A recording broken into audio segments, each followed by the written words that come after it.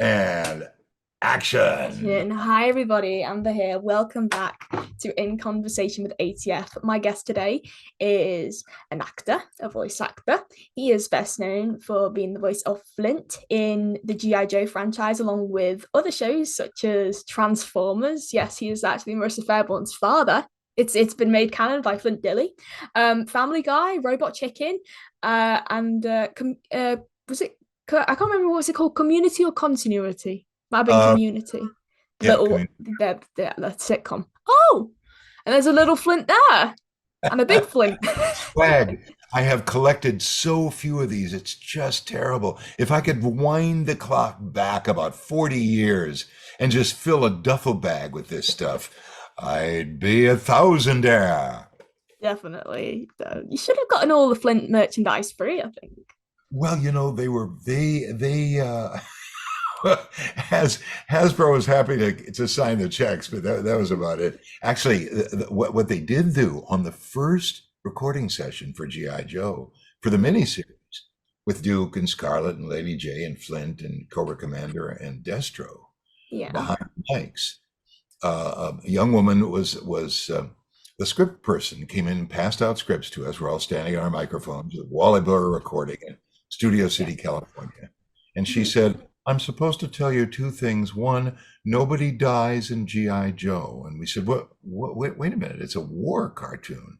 She said, well, parent groups have gotten upset that we're putting G.I. Joe on television. So instead of characters dying, they parachute out over the horizon and never to be seen again. And the second thing I'm supposed to tell you is you should buy Hasbro stock. And we looked at each other and we said, wait a minute, are they promoting the security sales? Is this insider trading? And are they thinking that if six middle income voice actors buy stock, it's going to prop up the company's securities? Um, had we bought Hasbro stock that month, our $1,000 investment would have turned into a $12,000 within just a year or so Yeah. because of the brilliant merchandising of GI Joe and Transformers action figures. Yeah. So that's how it all began. I mean, Hasbro was doing okay at that time. Yeah. Sales of the original 11 and a half inch action figure called GI Joe had really begun to tank after about 18 to 20 years, and the Vietnam War had dragged on, was kind of winding down to a negotiated end, and parents were not buying the GI Joe action figure, and he was sort of the male Barbie at the time. But Yeah. Yeah. after Before Ken came along. Was it yeah, what is after Ken after came along? George Lucas came along in Star Wars, Hasbro got the idea: go to Yeah. China, shrink the action figure down to 3.5 inches, and add a bunch of characters, and you've got profits. And Yeah. the two regrets I have: not buying enough action figures and hoarding them and just having them for fun, and not buying Hasbro stock in 1983. Yeah. And as well as G.I. Joe, you have worked on other cartoons such as Real Monsters, Ben 10, Chucklewood Critters, and you've also narrated for real life projects such as Air Emergency. I almost got away with it. Behind Mansion Walls, Air Disasters, and you've also been in King's Quest 6, Grand Theft Auto 4, Grand Theft Auto 5, Mass Effect, and you've provided additional voices for Meatballs and Spaghetti, the cartoon, The Real Ghostbusters, Baldur's Gate, Dark Alliance 2, and Final Fantasy 15. Who are you? No, I kind of fluffed that up. Introduce yourself, guest. This is Bill Ratner. So, hi, Bill. I'm gonna have to redo that. I kind of messed that up. Sorry. No, Okay. are you kidding? I want a recording of that. That's fantastic. I've Okay. never, Okay. I've never, So, it sounds like you were talking about a voiceover star. That's great. so Bill, who are you? That's what I I, was trying to say, but then, I know who you are. all right, Lady J, we've got to get our Dortons on because Cobra's on our way and I can't bring up the laser threat weapon system. We've got to get out of here. Yo, Joe. So, Yes. no, that's really, really interesting question. Who are you? When we auditioned for GI Hmm. Joe, Yeah. um, and I say we, I mean there was a group of 80 of us Oh my standing gosh. on a sunny, lovely day in Uh-huh. Southern California in Studio City, standing on the sidewalk, snaking down the sidewalk, one Uh-huh. behind the other, outside of Wally Burr Recording, waiting to audition, not to be paid, but to audition, to try out for this project called G.I. Joe.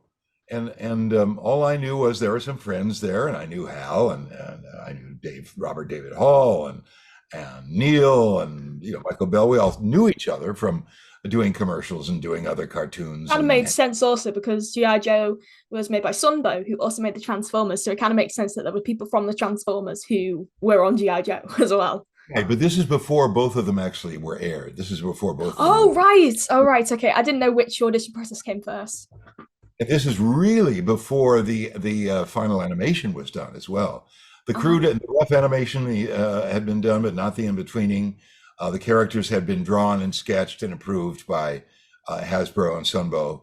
But we stood in line looking at a Xerox of a black and white drawing of our character. I was Hmm. handed Flint, Mary Donnel Lewis behind me was handed Lady J. And, here I am, a slightly overweight, disheveled, badly dressed voice actor. But the character, when you said, who's Bill Ratner? The character that I'm auditioning for is this trim, pumped, with big pecs and a fabulous black beret and special forces warrant officer, Dashiell. And I thought, gee, I don't look like this guy, but I'm assuming from the way he looks, he's a tough soldier, he's an intelligent guy, and he's college educated, and he's special forces, and so maybe he has kind of a deep masculine voice and no nonsense, maybe a sense of humor. And Hmm. one by one, we make it up the steps of Wally Burr Recording, following the other, and each audition took 3-4 minutes. So there are Hmm. 80 people. That's 3-4 hours that some of these people are waiting to audition. Yeah. And once we get in there, Wally Burr goes, "All right, you got your copy there. Give me a test." And all right, Lady J, you better get your battle gear on. All right, and Bill Ratner, Flint, take one. And I did it. And then he goes, "Hey, listen, man, take two. You're in battle. Get some action in your voice. Get some tension into it. Bear down on it." And another take. And all right, thanks. Bye. Next. And I went home and forgot about it. I had no Hmm. idea. Usually your chances of getting one of these things when you're auditioning against 80 other pros is not so great, and you have a 1 in 80 chance of pleasing the client enough to say we want that guy. Yeah. But when you said who is Bill Ratner, um, and I'm sure that fans of yours and fans of ours look at us and go, he doesn't look anything like Flint. This is incongruous. But the world of voice acting is kind of magical to me Yeah. anyway. And so people like Frank Welker and Neil Ross and all the rest and Alan Oppenheimer, who do a million voices, Michael Bell, Mary Mack, B.J. Ward, who is Scarlett. These people who have a roster of voices that they do, and many of them name the voices so they can sort of keep them straight and warm them up in the car on the way to an audition or a job. Um, I, on the other hand, was told once in an episode of Superman, which I was not playing Superman, but a minor character over at Yeah. Hanna-Barbera, the director looked at me and said, "We have another character for you to do, just a couple of lines. Um, so use your other voice." meaning, meaning you've got one voice who plays a minor police character and another voice that plays a cook or a security guy. Yeah. So I'm kind of a few notches down in the echelon of voice variety when I get into a room with those guys.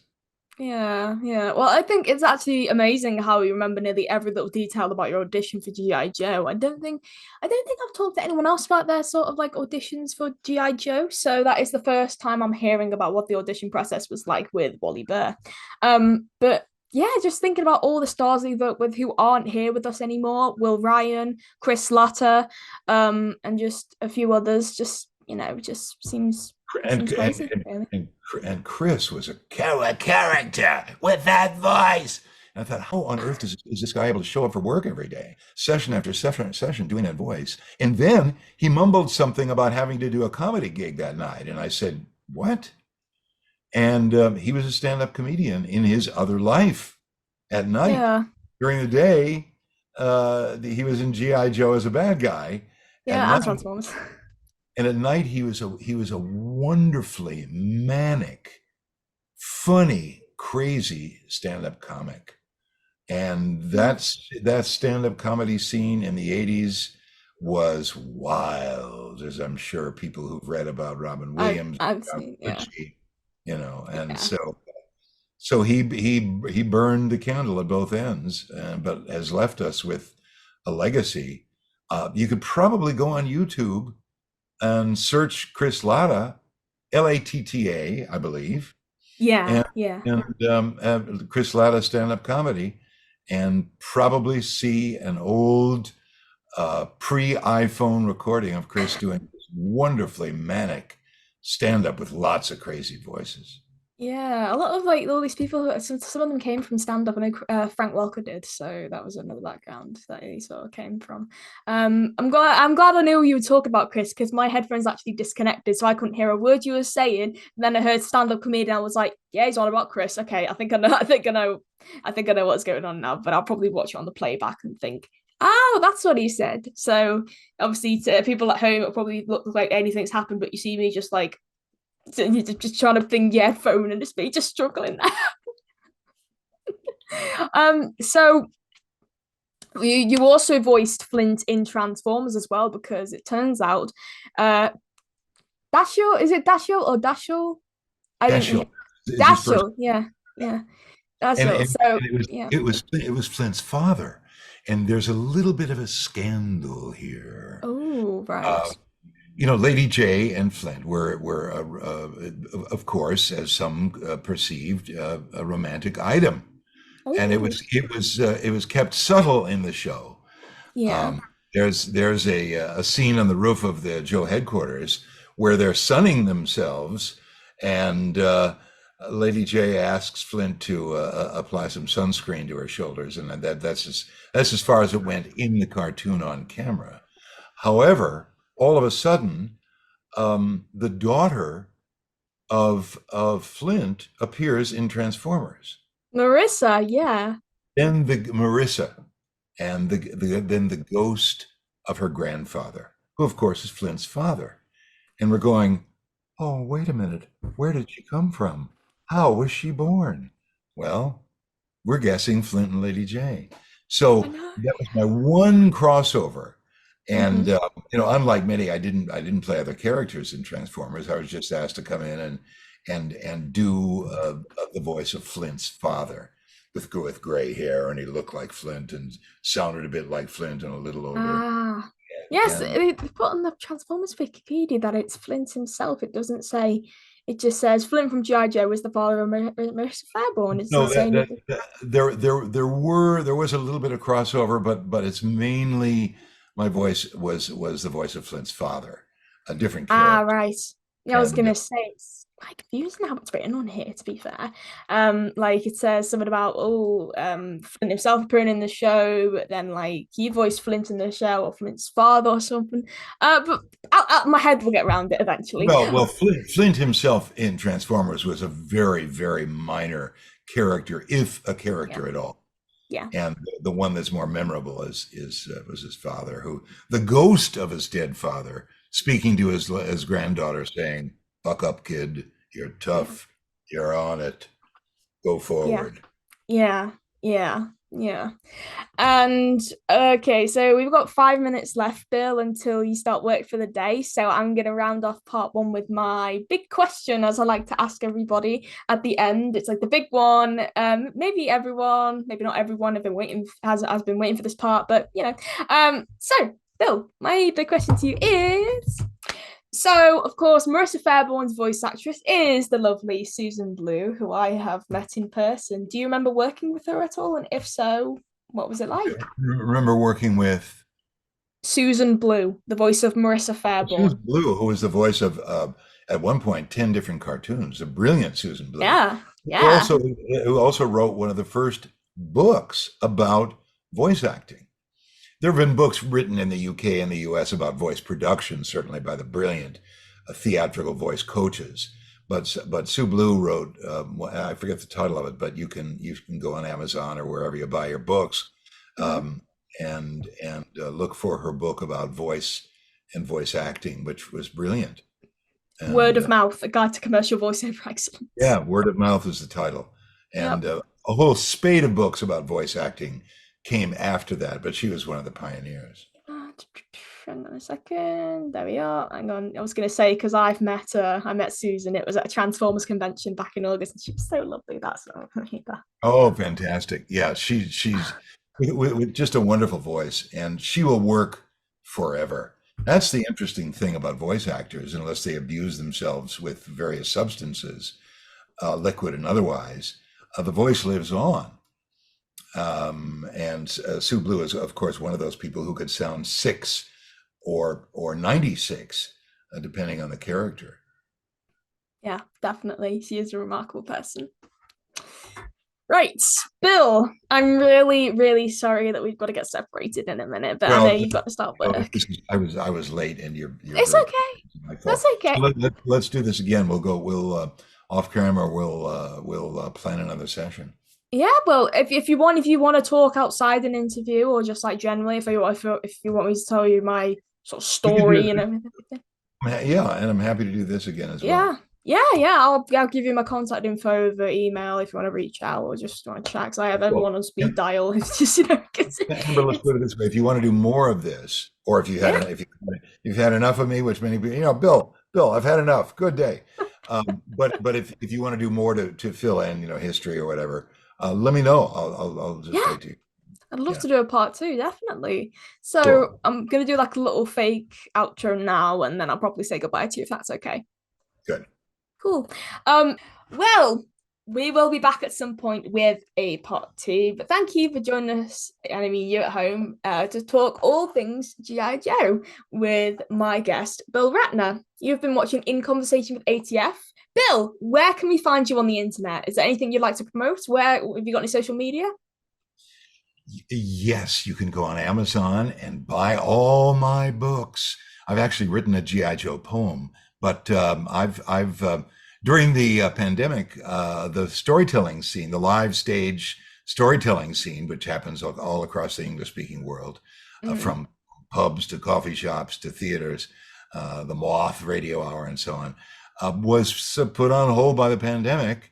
So I began writing poetry. Got one GI Joe poem which I performed around Ooh. town in Los Angeles, Oh my published gosh. in an anthology. And you can look up Bill Ratner on Amazon and buy my books.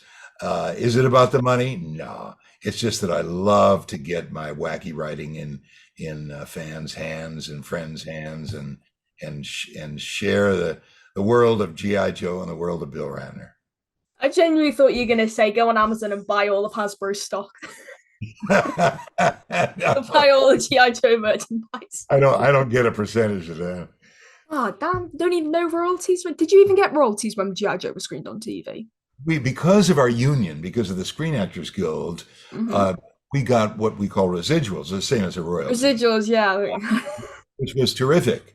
Mm-hmm. None of us became millionaires because of it, but we became thousandaires, and it's only fair because they have been airing and re-airing episodes of the 52 episodes of GI Joe that were Yeah. recorded in 83, 84, 85, Mm-hmm. over and over and over. 40 some years later, you can Yeah. still stream those episodes from Hulu. Yeah. So I don't know. it's only fair that actors get a small portion of, that's what our recent strike was about, Yeah, giving a yeah. small portion of streaming. And so over the years, we've gotten residual checks that reflect the airings and the re-airings and the re-airings and the re-airings of episodes of G.I. Joe that are making the broadcasters money and making Hasbro money. And, why shouldn't we make a few pennies as well? Yeah.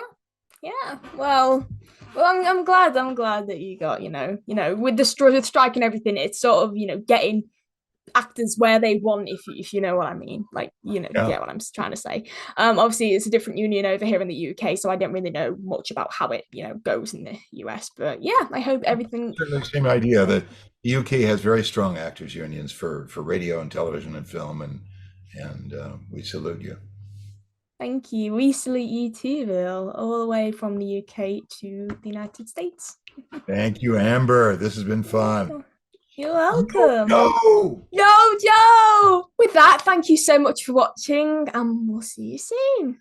From me and Bill, bye. Take care, bye. And cut.